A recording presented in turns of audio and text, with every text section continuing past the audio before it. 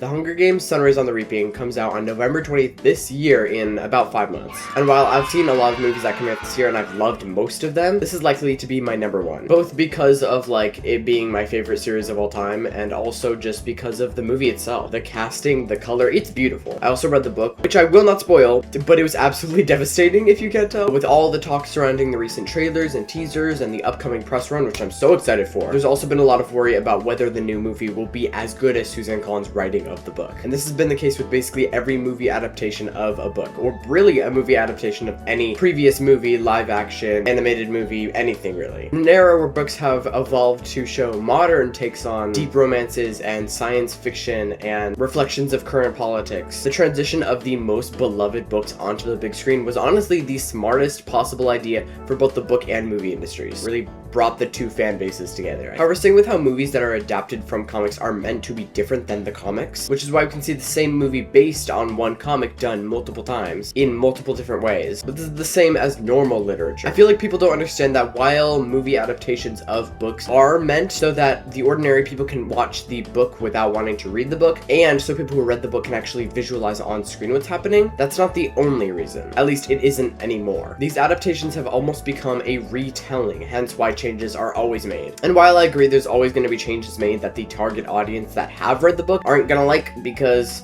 that change shouldn't have happened, that's not what the retelling is for. But let's look at a very big example, which was the reason I made this video, The Hunger Games. Especially the first one, since a lot of things were altered from the books. Probably the most argued change that occurs in the movie from the book is how Katniss comes to find the crucial, important Mockingjay pin that becomes like the symbol of the entire thing that happens over the 3 books, which ties in with the entire dropping of Madge's character from the books. But in the book, she's given this pin by Madge as a good luck for the games, and Madge inherits this pin as an heirloom from her mother since the pin originally belonged to her aunt, Maisie Donner. Don't even get me started on Maisie Donner. Anyway, this builds a very clear friendship between Katniss and Madge in the books, which they had already kind of been friends, but the exchange of the pin was like the setting in stone of them being friends. However, in the movie Hunger Games, not only does Katniss get the pin from Greasy Say rather than Madge, Madge's character is nowhere to be found entirely. Along with Madge, her mother, Merrily Donner, is also completely gone, and her father, the mayor, only shows up as the mayor during the Reaping, not as an acquaintance or even somebody who knows of Katniss at all. This was very significant, and as someone who loves Madge, and it is not fair that she didn't make it to the 3rd book,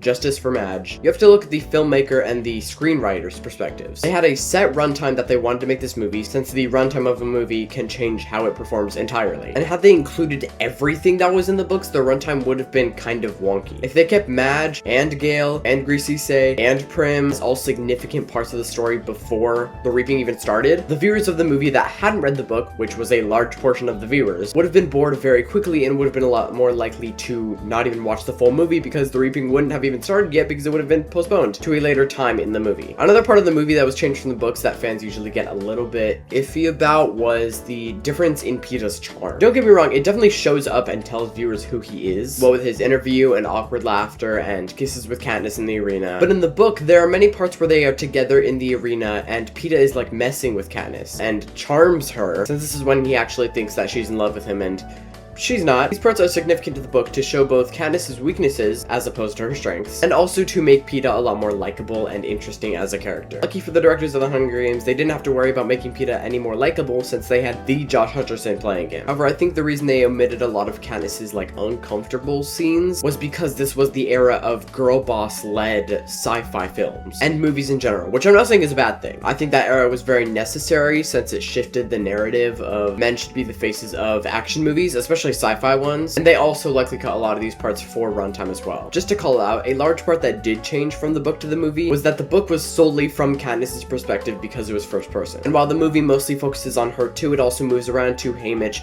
and Peeta and Seneca Crane and Snow to show the behind the scenes of the Hunger Games and what our less than reliable narrator Katniss doesn't know. That's my main point. People seem to be convinced that movie adaptations of books are meant to be exact copies of the book on screen. And while that's mostly true, things like runtimes are going to get in the way, while also allowing the director or screenwriter to show other characters and give their own perspective on it. Had Greasy not been the one to give Candace the pin in the movie, she would have been a very completely forgettable character. And she's already forgettable enough since they didn't even really go into her character at all. She was just the woman who gave Candace the pin. Another very big example of this is Harry Potter. Now, a lot of the changes that came across the 8 movies from the 7 books, I can't even begin to think to explain. But one big complaint that did stand out to me was Neville's big moment in the final movie being omitted. Now, I'm guessing that the reason his character was mostly pushed down in the other movies was so that the audience could focus on the more important aspects. But without all of that build up to Neville slowly gaining confidence and then eventually being able to defeat the Horcrux, his defeat of the Horcrux in the final movie would have been very sudden and jarring compared to who he was before, with his small, scared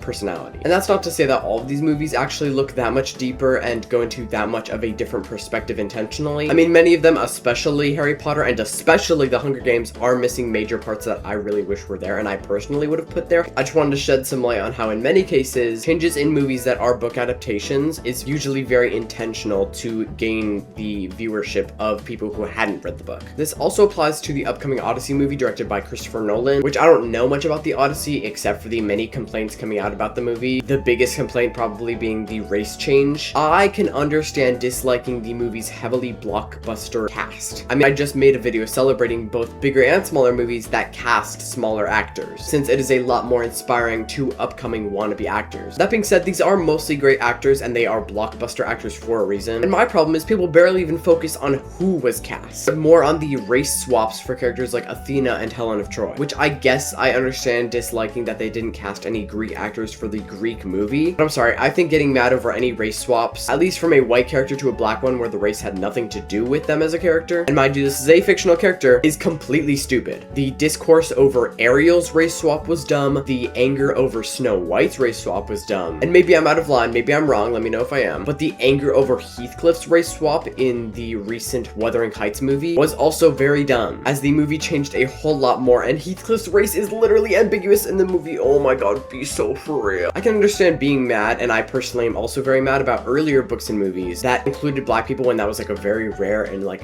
bad thing at the time, being switched to white people in live actions and remakes, because inclusion for black and Hispanic actors in movies was so pivotal in having representation in movies earlier on, and it still is. But being mad over race swaps for fictional characters is so dumb, argue with the wall. Anyway, I'm getting off track now, but my main point is that movie adaptations of books are not meant to be identical. They're meant to show different perspectives, give the viewers a different feeling, surprise the viewers a bit, especially the ones who have read the book previously, and also you should totally see Hunger Games: Sunrise on the Reaping when it comes out on November 20th. God, I'm so excited. It's going to be the best of them all. Mark my words. And I'm saying this as somebody with the first Hunger Games movie as my top 4 on Letterboxd. Thank you so much for watching and finishing the video if you did, and you should totally subscribe if you're cool or whatever. And have an amazing rest of your day. Or night. Or going to sleep if that's what you're doing. Bye.